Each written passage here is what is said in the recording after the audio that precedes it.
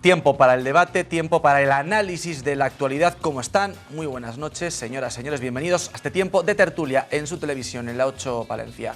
Comenzamos, como siempre, dándoles cuenta de quién me acompañan en estos estudios en la 8 Palencia para compartir este ratito de televisión con todos ustedes. Así que, para empezar, José Luis Mellado, ¿cómo está? Muy buenas noches, bienvenido. Bien hallado, muchas gracias por invitarme. ¿Todo bien, José Luis? Bueno, aceptablemente bien. Aceptablemente bien. Aceptablemente. Bueno, entonces le damos el check, ¿no? El check. Es curioso porque todos los años por estas fechas, en los últimos tiempos, acabo viniendo aquí. A la tertulia. A la tertulia. Bueno, pues es una buena costumbre, Sí, José Luis. ya te digo. Es una buena costumbre. Carmen Cuesta, ¿cómo está? Buenas noches, bienvenida. Muy buenas noches, encantada. Digo que no es mal sitio estar aquí, ni muchísimo menos, todo lo contrario. Además, hoy, Carmen, hay telita que cortar. Sí, hay muchas cosas de las que hablar y además bastante serias, yo creo. Sí, serias importantes, ¿no? Vamos a poner sobre la mesa asuntos, bueno, de los que se viene hablando durante toda esta semana, desgraciadamente, pero que, bueno, también queremos tocarlos desde la 8 Palencia. Jesús Mateo Pinilla, ¿cómo está? Buenas noches, bienvenido. Pues buenas tardes, mis noches. Pues bien, estoy muy bien. Hoy venimos a hablar de cosas que son irremediablemente y que no van a tener ninguna solución. Hombre, tampoco es eso, Jesús. Ya verás. Como empiezas de fuerte, ¿no? Sí, ya verás. Irremediablemente, yo creo que nuestros telespectadores se han podido hacer una idea de que estamos refiriéndonos a la crisis, al asunto catalán que está copando buena parte de la actualidad durante la última semana. Es una de las cuestiones que ponemos sobre la mesa en este tiempo de tertulia. El resto de temas, pues bueno, los vemos también en nuestro sumario.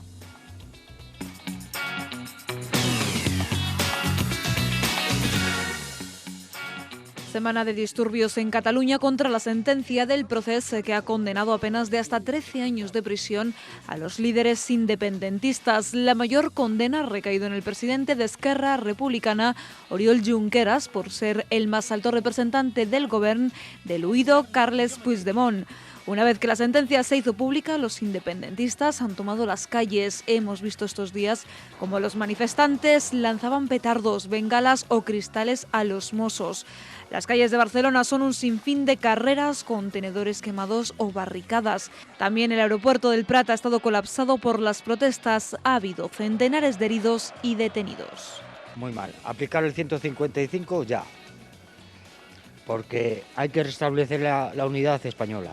Me da mucha pena ver eso, es que es terrible. Yo no había visto en España esas manifestaciones tan terribles. Las cosas se están llevando mal y que todo el mundo tiene derecho a manifestarse, pero siempre pacíficamente. A pesar de que el asentamiento de mujeres en el medio rural es una de las claves para frenar la despoblación, tan solo 1 de cada 5 mujeres residen en municipios de menos de 1000 habitantes. Esta semana se ha celebrado el Día de la Mujer Rural, una fecha para reivindicar. 1 de cada 3 agricultores o ganaderos es una mujer y por eso desde Asaja piden que se las tenga en cuenta, que tengan más poder en las organizaciones agrarias y que se acabe con el trato discriminatorio. La mujer rural es importantísima, fija muchísima población, es lo más importante que tiene. Cuando la mujer se queda en el pueblo, se queda toda la familia. Pues hombre, se tiene abandonadas, ¿no? Porque están aislados casi todos los pueblos. Es la única manera que así también los pueblos pueden seguir de alguna manera creciendo, porque si no, y también la mujer pues hacer cosas del campo, todo, tanto el hombre como la mujer. 1 de cada 4 españoles está en riesgo de pobreza. En Castilla y León hay 468.000 personas que viven en riesgo de exclusión y aunque estamos por debajo de la media nacional, lo cierto es que crece el nivel de pobreza respecto al año pasado. De hecho, hay muchas personas que incluso teniendo un puesto de trabajo viven con problemas para llegar a fin de mes.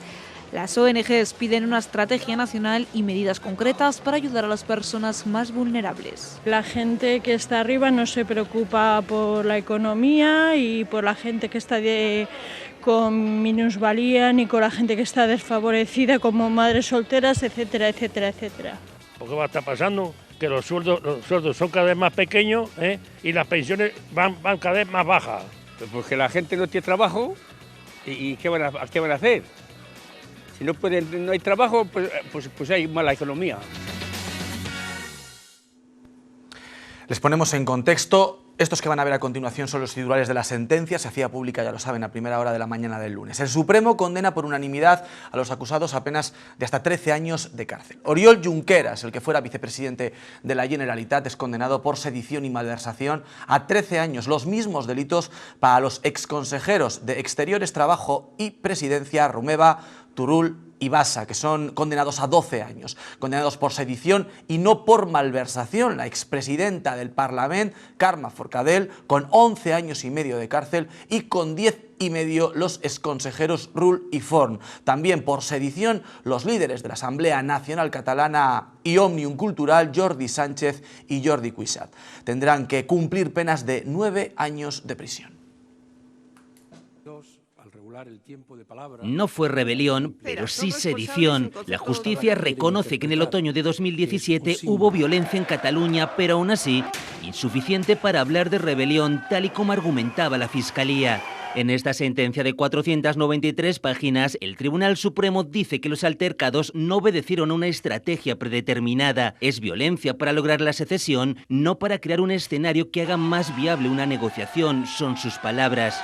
Prueba de ello, recuerdan los jueces, es que solo una decisión del Constitucional desarmó los instrumentos jurídicos preparados por los acusados. Sobre los incidentes del 1 de octubre, se culpa a la Generalitat por su desleal actuación. Según la sentencia, los acusados sabían que un referéndum de autodeterminación era inviable y aún así lo utilizaron como señuelo para una movilización que nunca desembocaría en la creación de un Estado soberano, al hablar de un imaginario derecho de autodeterminación y a decidir que, recuerda la justicia, no existe ninguna constitución europea. Pese a ello, establecen los magistrados, los acusados lograron seducir a parte de la ciudadanía. En cuanto a la malversación de dinero público, la sentencia reconoce que el Gobierno pagó los gastos del 1 de octubre. No obstante, no todos los condenados, así se refleja, participaron en este delito. Fíjense que hay quienes esperaban que incluso las penas fueran mayores, ¿no? No efectivamente no figura en esa sentencia el delito de rebelión, sí el delito de sedición. Esa es la diferencia clara por las que las penas no han sido mayores, que incluso la Fiscalía había solicitado que fueran más elevadas. Y porque no han considerado violencia, que es lo que pedían también las fiscalías, y lo que yo creo que nos ha sorprendido, por lo menos personalmente a mí, porque ¿a qué llamamos violencia o a qué no llamamos violencia? La coacción es una forma de violencia. Lo que estamos viendo estos días en las calles de Cataluña es una forma de violencia, porque la irracionalidad y el fanatismo de algunos se impone a la mayoría. Entonces eso es una forma de violencia, el no poder hacer una vida normal, el tener la vida pautada con continuas amenazas. Si no eres independentista, no quiero generalizar, por supuesto, ya se ha dicho que no, ni mucho menos, faltaría que no todo el mundo que es independentista es violento, que es una minoría, pero una minoría, ahí lo estamos viendo, de varios miles de personas. Entonces, bueno, sí que sorprende, a mí por lo menos en cuanto a no son pocos años, ojo, no me parece que sean pocos años lo que les han caído a cada uno de las personas que desafiaron la ley. Y yo me acuerdo hace tiempo, hace 2 años, cuando en esta misma casa, en esta misma tertulia, pues había gente que decía que se iban a salir con la suya y que no iban a entrar en la cárcel. Y yo no me alegro de la desgracia ajena de nadie, pero en este caso ellos han desafiado la ley y por eso están en la cárcel, no porque sean independentistas, ni muchísimo menos, porque en este país, como se está viendo, puedes ir hasta contra el Estado, que no te va a pasar absolutamente nada. Ahora bien, si tú incumples las leyes, entonces sí. Bueno, hoy había, por cierto, también huelga general en Cataluña, un seguimiento, pues bueno, distinto en función de las áreas o de los sectores en los que se estaba desarrollando esta medida de protesta. Se hablaba de media de un 50% de seguimiento, aunque en algunos colectivos, 80, 90, entre el colectivo de estudiantes, de universitarios. Bueno, quiero decir, es verdad que hay una parte importante de la sociedad catalana que apoya, que lo está haciendo de forma pacífica, algo que considera injusto, una sentencia que considera injusta, ¿no? Y que estas determinadas personas sean declaradas o determinadas como presos políticos. Hay gente que así lo considera y por eso sale a las calles a manifestarse de forma pacífica, ¿no? Otra cosa es lo que está ocurriendo por las noches en Cataluña, ¿no? Me decía Unamuno, yo me acuerdo de él en el CID, en la cafetería esa que estaba en los bajos del casino, y decía Unamuno, uno de los hijos de Unamuno, yo creo que era Fernando, y dice, bueno, mira, en España no pasa nada en las huelgas hasta que no se juntan dos clases, que son mineros y estudiantes. Los estudiantes son los que de verdad ponen el punto final a la reunión, a la huelga, ¿no? Y efectivamente los estudiantes, porque no tienen nada que perder, a los 20 años se tiene muy poco, y entonces son los que de verdad producen la explosión mayor, ¿no? Pero también es verdad que todo esto es una cosa muy traída desde hace mucho tiempo, ha habido desde el siglo XIX, y desde antes pues ya se venían gestando todo esto. Y luego se ha dejado mucho a grupos antisistemas que estuvieran preparándose durante mucho tiempo. Era raro el encuentro de fútbol, por ejemplo, de un partido del Barça con alguien y que después no hubiera algaradas en la Gran Vía, ¿no? Entonces, ¿por qué se producían esas algaradas? Porque era un entrenamiento para después llegar al final. Y eso es lo que ha pasado. Y con respecto a lo al momento actual, pues yo me acuerdo en una cena con José Bono que dice que le había preguntado Zapatero, ¿qué ha pasado por fin? ¿Lo habéis aprobado? ¿Era el estatuto o no? Y dice, y cuando le dije que sí, que se había aprobado, Zapatero sonrió y dijo que muy bien. Pero dice, pero yo pensé, qué mal va la cosa. El presidente Torra, José Luis, ha condenado la violencia, finalmente lo hacía. Hay quien dudaba que incluso fuera a dar el paso de hacerlo, y hablaba de los infiltrados, ¿no? Refiriéndose a los violentos, los que han causado esta protesta. Ya no ha vuelto a utilizar después el término infiltrados, ¿no? Después de que se levantara esa polémica. En todo este tipo de disturbios siempre hay adheridos a los disturbios. Es decir, no, es que ¿sabes qué pasa? Que estaba oyéndolo yo, esas expresiones tan catastrofistas de eso de irremediablemente, el 150, es que me rechinan, porque es echar gasolina. Y yo creo, hay una cosa que es poner un poco de sensatez y de cordura en algo que se ha trasladado una historia de naciones, nacionalista, a la gente. Ahora veía un hombre que dice el 155, si no sabrá ni lo que es el 155, pero son expresiones de esas que conllevan una especie de enfrentamiento. Y el enfrentamiento tiene que ver básicamente con una cuestión que es que ver lo que nos separa, ¿no? Ayer cuando veía ese grupo de ultras agrediendo a otro, unos venían con la bandera del pollo y el otro con la estelada. Bueno, a ver, las banderas, al igual que las patrias, lo único que hacen es separarnos. Y las banderas sirven para esconder las miserias, las ruindades y las corrupciones de todos los que la tapan con ella. Estoy harto de patriotas catalanes y de patriotas españoles que son patriotas solo para defender un trapo de colores. Y en este país habrá que entender que hay un montón de gente, hay un montón de españoles a los que España, Cataluña, el País Vasco o el coño de la Bernarda nos importa un solemne rábano. ¿Rábano qué quiere decir? A mí me preocupa la pobreza, de la que vamos a hablar luego. Me preocupa la injusticia, la insolidaridad, un montón de cosas. Pero lo de las patrias, lo de las banderas no me importa un carajo. Y te voy a decir una cosa que fíjate lo que ocurre con Cataluña, que es de aquellos vientos estos lodos. Cuando España inicia el proceso constituyente, y no hablo de cualquiera, estoy hablando de Fraga, de Herrero de Miñón, de Soletura, de Peces Barba, inician un proceso constituyente, introducen un concepto que es obvio que en este país coexisten diversas sensibilidades. Pero como había ruido de sables todavía por la reciente muerte del dictador, en lugar de llamarlo naciones, lo llamaron nacionalidades. Y las nacionalidades, si preguntas a cualquier jurista o a cualquier lingüista, es exactamente lo mismo.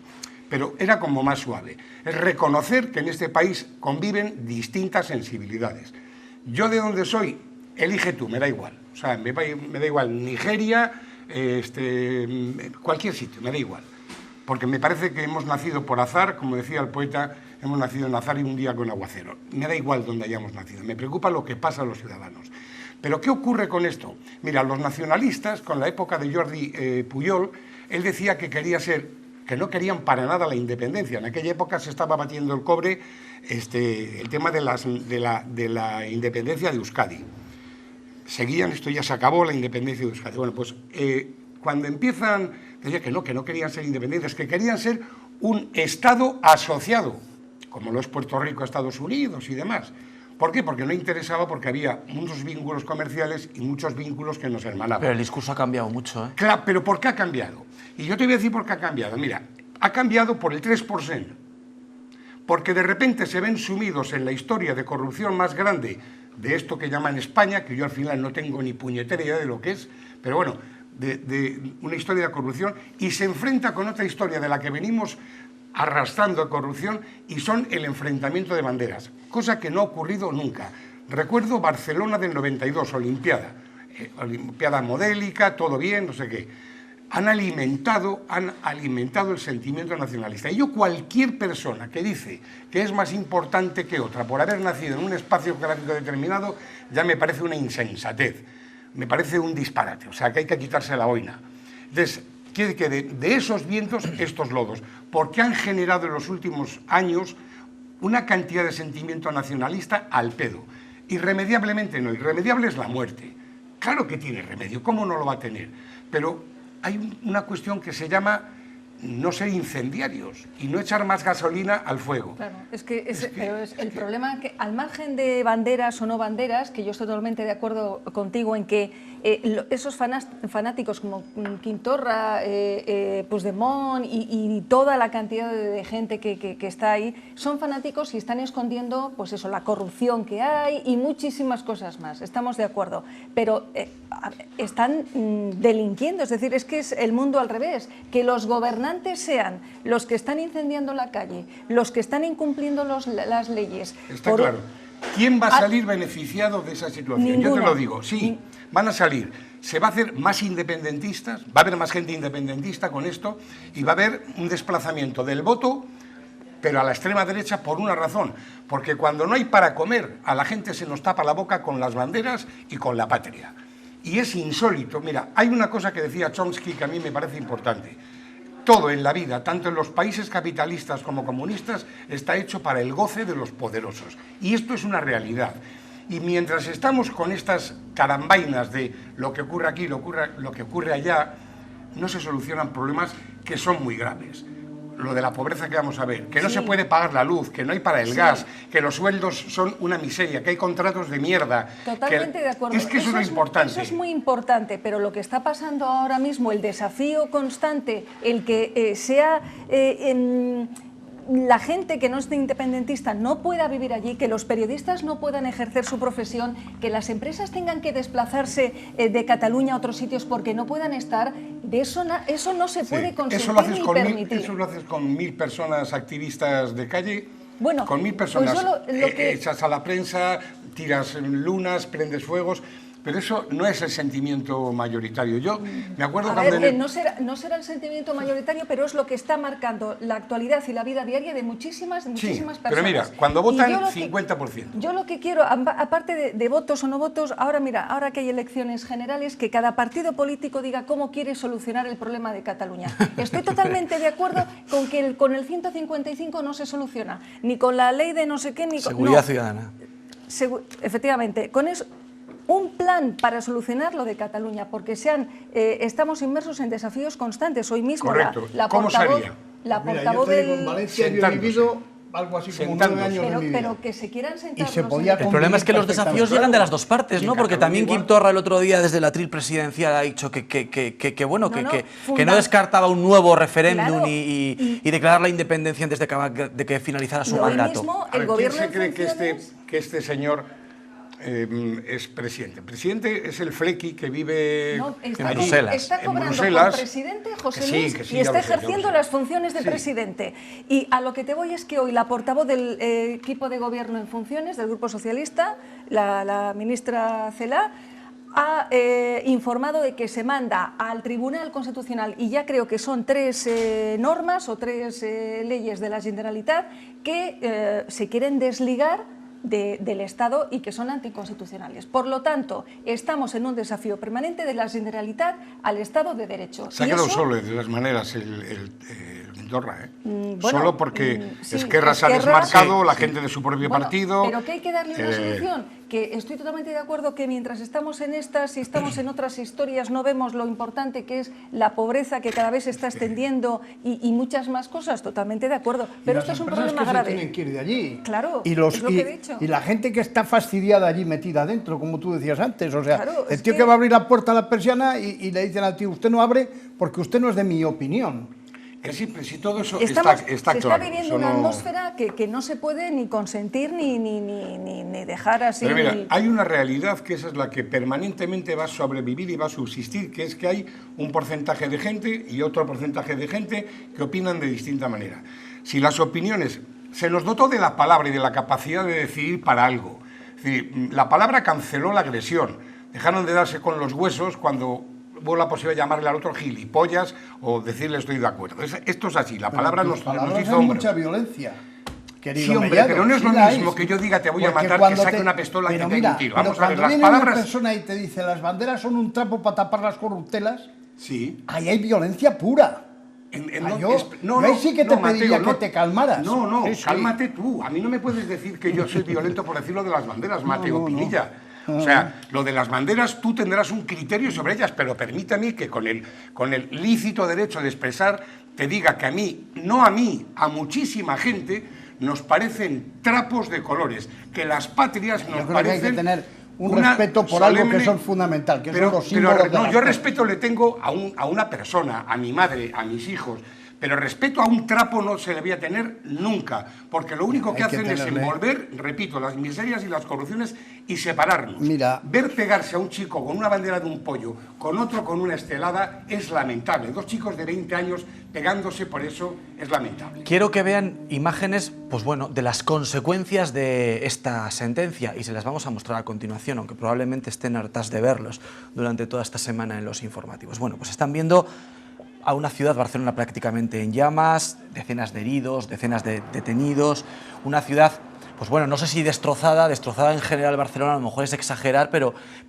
sí con daños importantísimos, daños que van a afectar no solo a la imagen de la ciudad, sino también a decenas de negocios, al turismo, ¿no? Hablamos de una comunidad costera con millones de visitantes de muchos países europeos, por cierto. Sí. Y bueno, imágenes que... Pues bueno, no sé si decir que casi recuerdan a conflictos bélicos que vemos a veces en la televisión en otros países, o es alejado, o al menos escenas concretas, claro, escenas concretas sí, ¿no? Y luego date cuenta también que se ve lo que quieren que se vea. Pero quiero decir, eso que sí, que es verdad que hay decenas de manifestaciones pacíficas que se están mostrando y que se están viendo todos estos días. A esto o lo ponemos sensatez y cordura, y la única manera de poner sensatez y cordura no es tirando cosas ni haciendo pronunciamientos, eso es sentarse y empezar a hablar. ¿Quiénes son interlocutores? Hombre, alguien que está diciendo de entrada que, vamos, se le está criticando, hay una zona de conflicto y está diciendo que lo va a volver a hacer, pues mira, tú no eres un representante de nada y no puedes sentarte ni a una conversación, ni a una negociación, a nada. Pero yo me imagino que en este país todavía queda gente sensata, cuerda. Cada vez dudo más que haya gente inteligente, fíjate, o sea, de verdad que es que tenemos una clase política ahora mismo que unos son unos corruptos, los otros unos cagones, los otros unos oportunos. O sea, está lleno de cagones y de mangantes.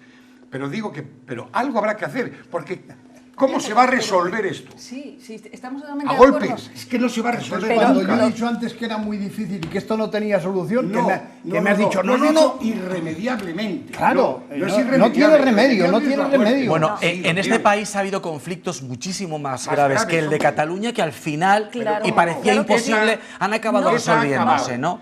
Ha acabado ETA, ha acabado las dos Españas de las que hablaba Mach, o sea, ha acabado un montón de cosas. Subsisten de otra manera, pero mientras sea en el ámbito de la palabra, no tiene nada que ver con... Mira, no es lo mismo que yo a un comerciante le llame hijo de su madre que le queme la tienda, ¿entiendes? Yo con el hijo de su madre es muy violento, sí, pero puedo seguir abriendo la tienda y vendiendo cosas.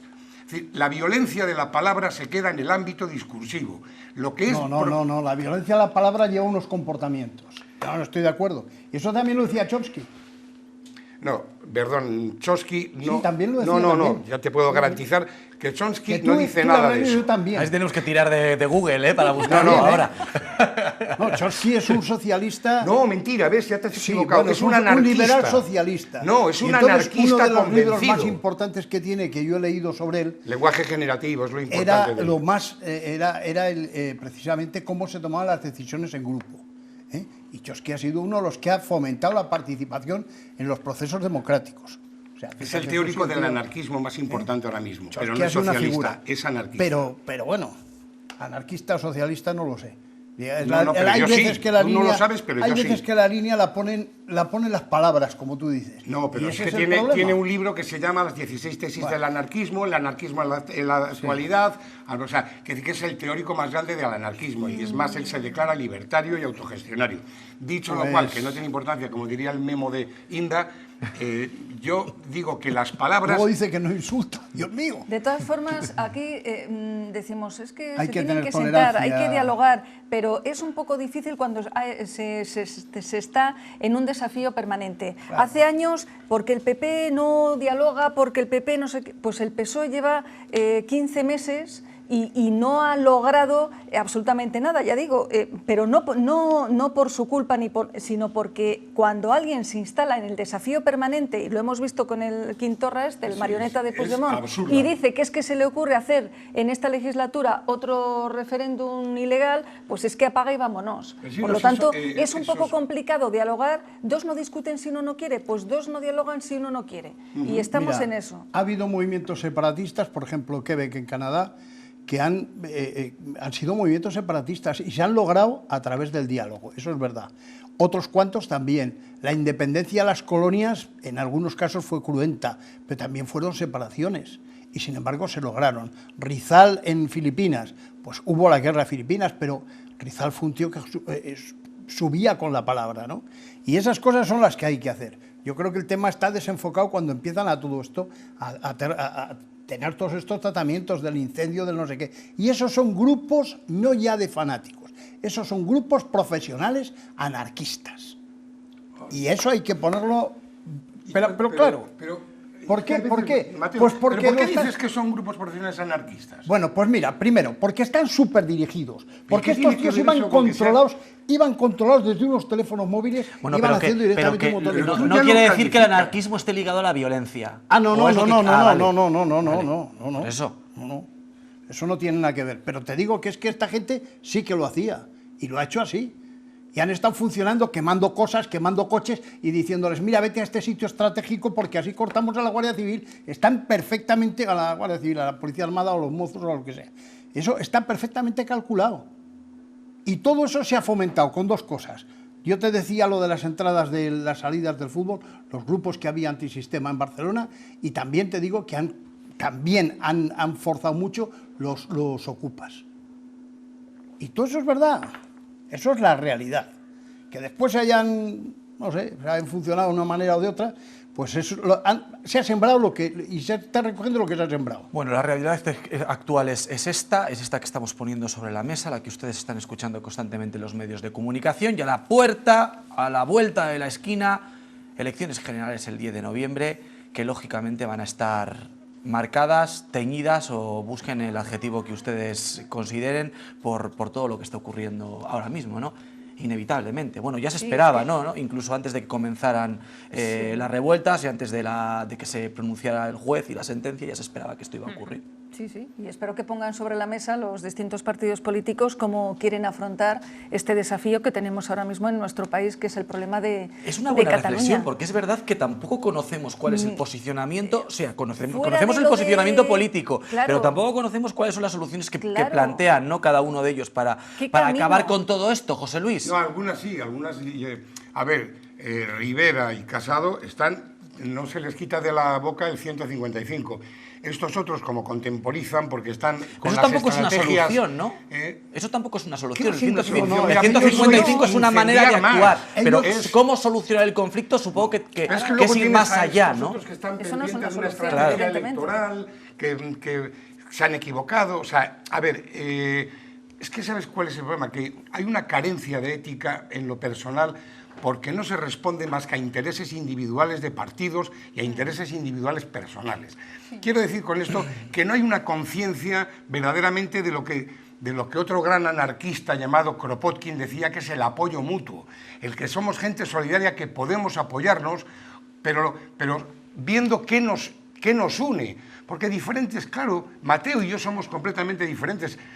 ¿Y qué? ¿Y cuál es el problema? Ninguno, porque te respeto. Si no te respetara, no. Haya paz. Es decir, yo soy un tío tolerante.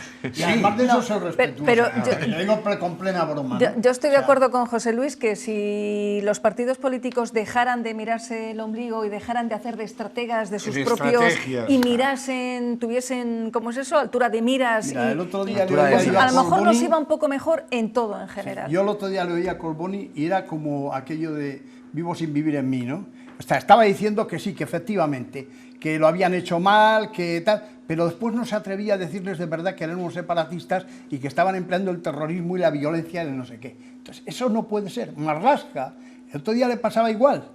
Por la mañana, a las 7 de la mañana, y le estaba oyendo y digo, este tío es que no se decide, al toro hay que cogerle por los cuernos de verdad. ¿Cómo puede ser eso? Esa falta de decisión, ese decir, todo con paños calientes, bueno, esto lo vamos a arreglar, esto se va a suponer. Hay que darle a Torra una segunda oportunidad de que se desdiga, de a ver si quiere la violencia o no quiere. Pero no lo estás viendo lo que quiere. Si Torra tenía que estar ya enchiquerado. Hombre... no te digo enchiquerado muerto, claro, pero sí te digo enchiquerado. No, digo por una razón, porque es que la justicia es la que hay. Más allá de que, vuelvo a repetir, que, como decía Chomsky, todas las leyes, igual que todo, está hecho para el disfrute y goce de los poderosos, pero tenemos unas leyes y no se puede enchiquerar a la gente así como así. Pero tampoco se puede funcionar con paños calientes, poniendo todo con paños... No, bueno, es que porque el buenismo no nos ha llevado a ninguna solución, como estamos viendo. No, lo que no... Sí, es verdad, pero lo que no nos ha llevado a nada ha sido la confrontación. No, yo no estoy abogando por la confrontación, estoy abogando porque se sienten y digan, a ver qué camino dibujamos o qué camino gestionamos para dar una salida pacífica a todo esto. Pues, y yo no lo estoy viendo en ningún partido político Hobsbawm, seriamente. Que también tú le conoces bien, pues Erich Hobsbawm decía que lo que hay que hacer es una nación de naciones, el federalismo. Eso lo decía Erich Hobsbawm. Y a lo mejor puede ser una solución. Fíjate una cosa curiosa. En este país, firmado y sacado en el Boletín Oficial del Estado y firmado por el Rey Emérito, está el derecho a la autodeterminación. Pero si es que está en la Constitución, hay derecho a la autodeterminación, firmado por el Rey Juan Carlos. Hay derecho a la autodeterminación. Léele el BOE. Pero eso, vamos a ver. Pero bueno, pero una cosa es la autodeterminación. Sí, hay salidas. Claro que sí, reformando la Constitución y te dicen cómo tienes que hacer para reformar esa Constitución. Si hasta ahí llegamos, yo creo que más o menos todos. Pero tanto como el derecho a la autodeterminación, yo creo que es una lectura muy particular tuya que haces, José Luis. Lo que no puede ser es que la autodeterminación sea autodeterminación de 250.000 catalanes. Porque los demás también tendremos que opinar algo. Digo yo, efectivamente. El resto del país... Es decir, pero el resto, ¿qué hacemos? ¿Por qué yo no voy a tener que ir a Barcelona? ¿Por qué yo no voy a poder ir a Barcelona como voy a Valencia y como voy a París? Sí, pero no decide sobre París ni... Quiere decir que hay yo no vivo en París. Cuando no vives en París, tú no decides. El Estado no abarca París. A lo que me Francia. refiero, sí, pero eso ha sido lo mismo que cuando los de América, las Américas eran territorio español. Es decir, todo en la vida va teniendo una evolución. Y te voy a decir más. No lo voy a conocer seguramente ni yo ni tú. Tú igual, por ahí andamos. Bueno. Pero que Cataluña va a ser un Estado independiente, juégate una mano. Juégate una mano. No ahora. Pero mira, hay una cosa que a mí me llama la atención. Cuando alguien, repito, con el gorrito catalán, con una chapela, de repente se considera mejor por ser de allí, es que me parece tan infantil. Sí, ahí con la que está cayendo. Pero si ahí estamos de acuerdo todos, José Luis, que también los vascos iban a ser independientes con lo de ETA y demás, y ahora, sin embargo, a nadie se le puede pasar por la cabeza que el País Vasco se vaya, que tendrá más beneficios, que tendrá más autonomía, que Cataluña quiere más autonomía, todo se negocia, todo se... Pero... Yo creo que el problema ha sido, mira, verás, cuando... Ya para terminar, que cuando había dos grupos... Jesús. Muy breve. Sí. Había dos grupos terroristas en Barcelona. Uno era Época y otro era Terra Lliure. Y entonces resulta que los de Terra Lliure han acabado todos en los grupos democráticos actuales. Claro, es que...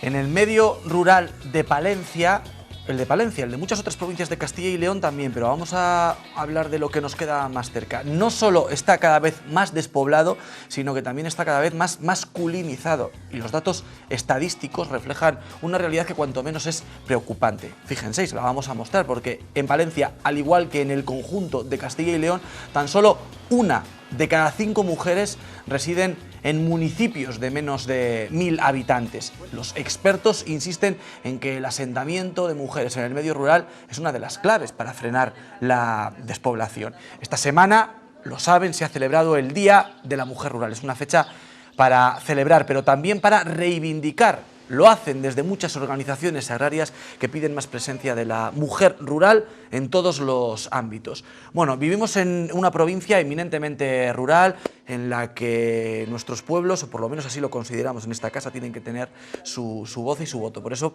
ponemos en esta ocasión este tema sobre la mesa.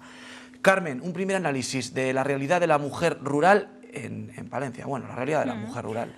Yo veía el otro día el reconocimiento que se las hacía a 8 mujeres, creo que eran, sí, en Villarramiel. Bueno, son mujeres chapó, pero que ahora se las reconoce toda esa valía que tienen, pero si echamos la vista atrás, es que la mujer en los pueblos ha sido, yo creo que el sostén y la garantía de desarrollo en muchos pueblos. En los pueblos y fuera de los pueblos.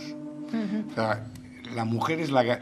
No es la mujer rural, es la mujer, la presencia de la mujer. Sí, pero la mujer en los pueblos se encargaba, igual que el hombre, igual que el marido, de la agricultura, de la ganadería, de sacar los hijos adelante, y sin embargo no se la reconocía, ¿no? Se han dado muchísimos, se ha avanzado mucho en ese aspecto, en la titularidad compartida, y eso está muy bien, pero enlazando con lo de la despoblación, yo es que particularmente... Y estoy harta ya de oír, hay que hacer, hay que no hacer. A ver, que ya se sabe lo que se tiene que hacer, hay que ponerse manos a la obra.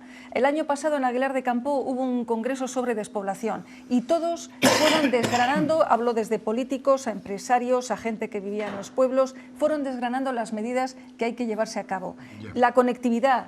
Una nueva financiación autonómica, claro, como llevamos años de parálisis política, no hay financiación autonómica que atienda criterios como el envejecimiento o la despoblación para garantizar servicios en el territorio. Una fiscalidad distinta en el medio rural. Me estoy acordando de Begoña, la gerente del Hotel Mave, diciendo, es que es que es injusto que nosotros en el hotel tengamos los mismos impuestos en un hotel rural que un hotel en la capital de España o en la capital palentina. Es que todo eso es injusto. Se lleva hablando, ni te cuento la cantidad de años, pero falta que haya un gobierno y que haya se ponga una fiscalidad distinta para la gente que vive en los pueblos y para la gente que vive en el medio urbano. Yo creo que lo que hay que... perdón. Sí. No, que decía. Yo creo que lo que hay que atacar de verdad, más que el drama de la mujer rural que existe, porque ya llevaba una inercia considerándose la mujer, cosa que no debe ser, pero llevaba una inercia considerándose a la mujer como el papel secundario de la casa, ¿no? Entonces eso, pues al final cala, hace daño y ahora mismo pues ya es un problema lastrado. Pero lo que de verdad hay que resolver es el problema de la despoblación. Y la despoblación, a mi forma de ver, no se puede arreglar más que de una manera, y es con un urbanismo en red. Es decir, yo eso lo he explicado, en vez de, mira, tienes Palencia-Valladolid. Palencia-Valladolid es muy gráfico. Palencia está a 50 kilómetros de Valladolid, existen multitud de empresas que se puede hacer un corredor industrial, y porque nosotros tenemos unos alcaldes que dicen que hasta aquí voy y de aquí del límite no me paso, y en Valladolid dicen yo de aquí tampoco me paso, al final resulta que tenemos dos ciudades que están desconectadas en una cosa que tienen que estar conectadas en Castilla y León. Y eso es lo que produce el daño. Lo que produce el daño son los pequeños feudos.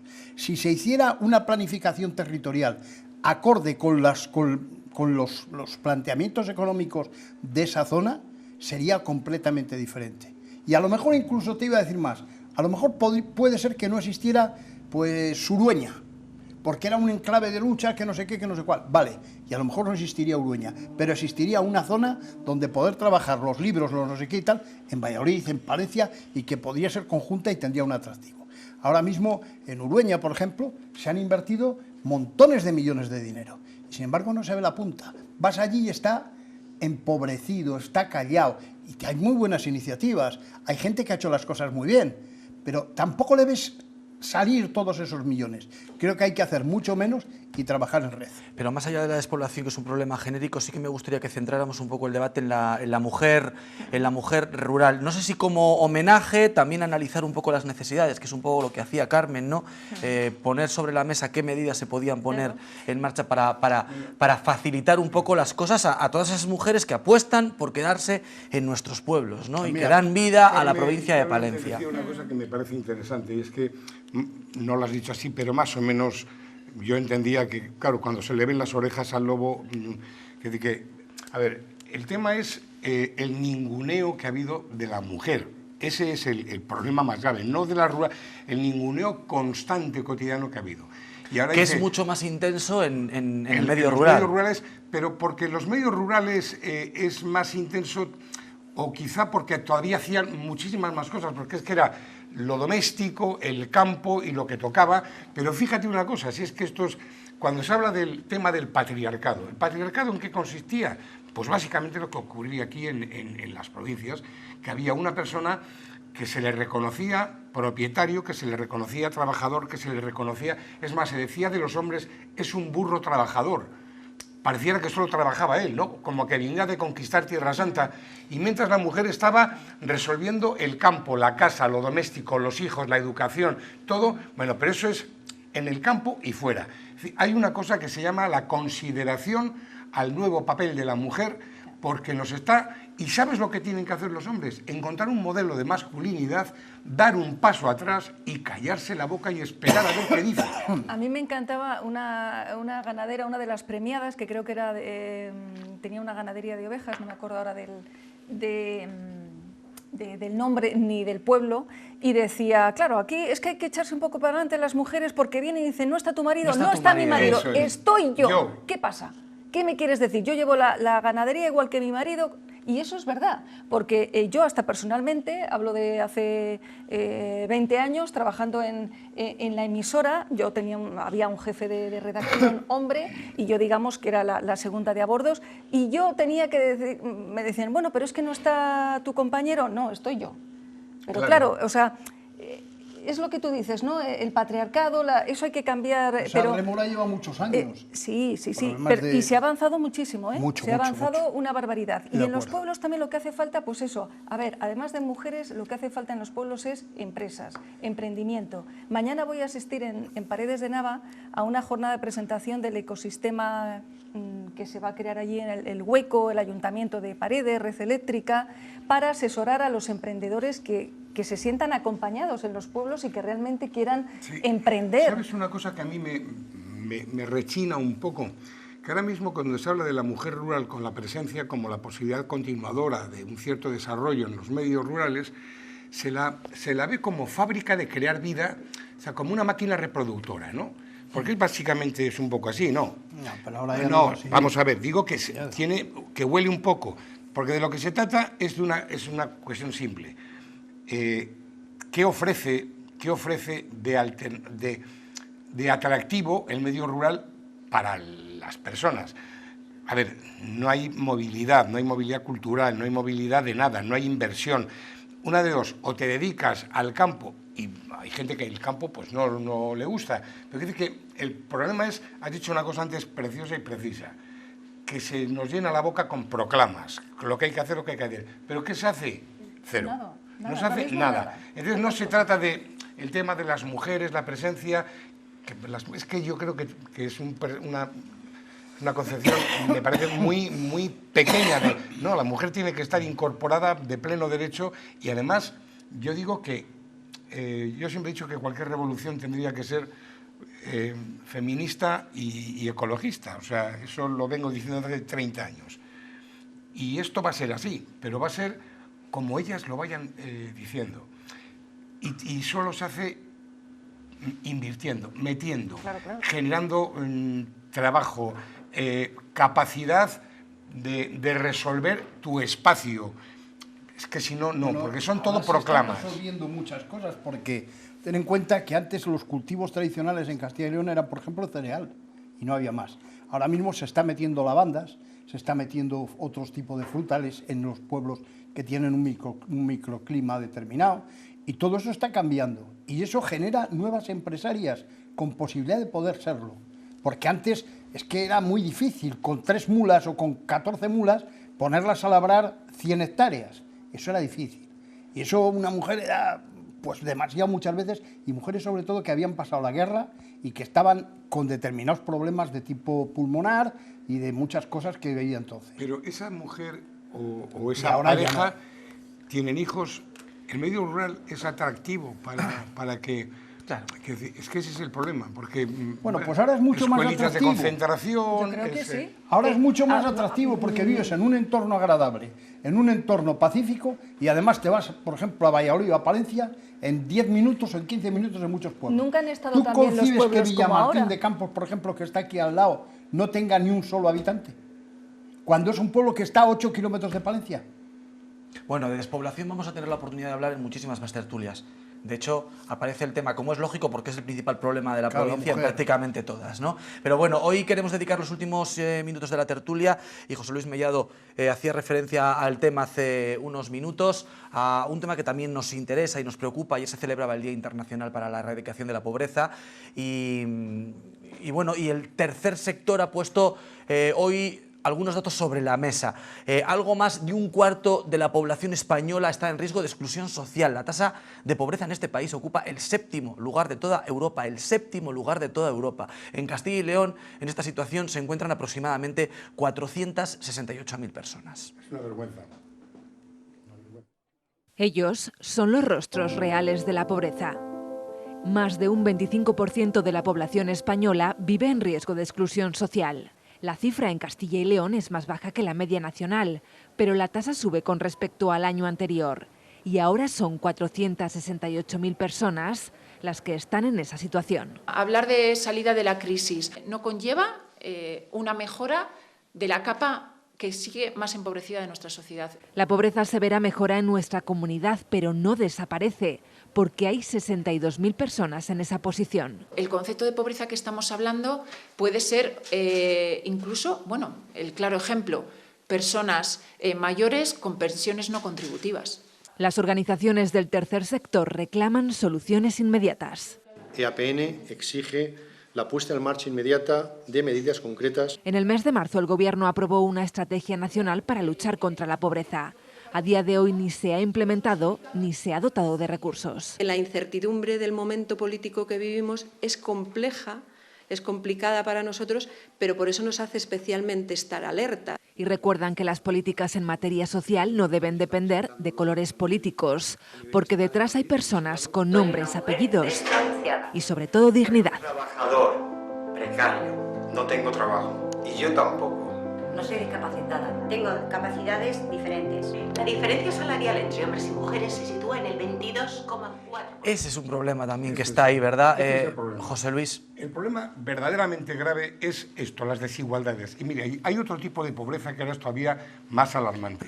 Y son trabajadores pobres que con lo que ganan no tienen para vivir. Esto es un drama ahora mismo. Que no solo eso, no contribuyen, esto es un drama porque no tienen para vivir.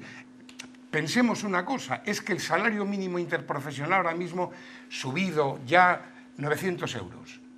Es que ahora mismo la media de un alquiler son 500 euros, con 400 no se puede vivir. Efectivamente.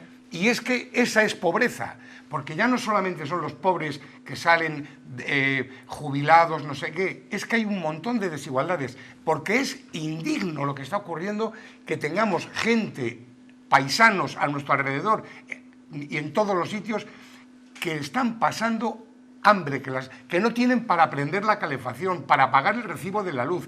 Esto es lo que sí me parece que es escandalosamente grave. Efectivamente, es que, José Luis, tú lo has dicho, o sea, no se puede. Primero que los salarios siguen siendo bajos en relación a la subida de los precios. Es un disparate. Calefacción, luz... pero ¿cuánto tiempo hace que se viene denunciando que el incremento de los alquileres es algo... ¿Algún gobierno ha hecho algo? No. ¿Han puesto límite a esa escalada de precios?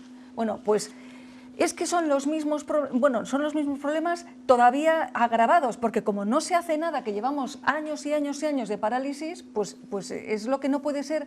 Y lo que más me llama la atención y lo más tremendo de todo, yo creo que es gente que tiene trabajo, la gente que está en riesgo de exclusión social, que tenga trabajo, y titulados universitarios mayoritariamente, que es que ni siquiera una buena formación, una buena preparación te está garantizando no que vivas muy bien, que vivas. O sea, esto es lo verdaderamente, pero mientras tanto nuestros políticos siguen, a ver si tenemos suerte y esta vez pactan. Hay tres cosas Álvaro, que creo que es necesario hacer para el tema de la pobreza. Una, blindar el tema de las jubilaciones en la Constitución, blindarlo. O sea, no podemos estar pendientes de que gane un grupo, gane otro.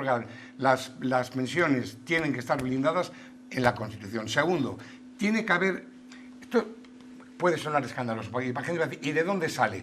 De así de sitios. No hay que ser muy vivo para darse cuenta de ello. Pero no puede ser que el salario mínimo, o sea, sea 900 euros. Es que es imposible. O sea, ese salto hay que darle, pero sí o sí. Luego, cancelar los contratos basura, cancelar los contratos temporales. No puede ser que una mujer tenga que estar, o un hombre, 2 horas en un sitio, 3 horas en otro, y que encima no tener para vivir. O sea, hay que meterle mano, pero ya. ¿Cuál es el tema? Lo que estamos hablando. Que algunos lo dicen, lo tienen en sus programas.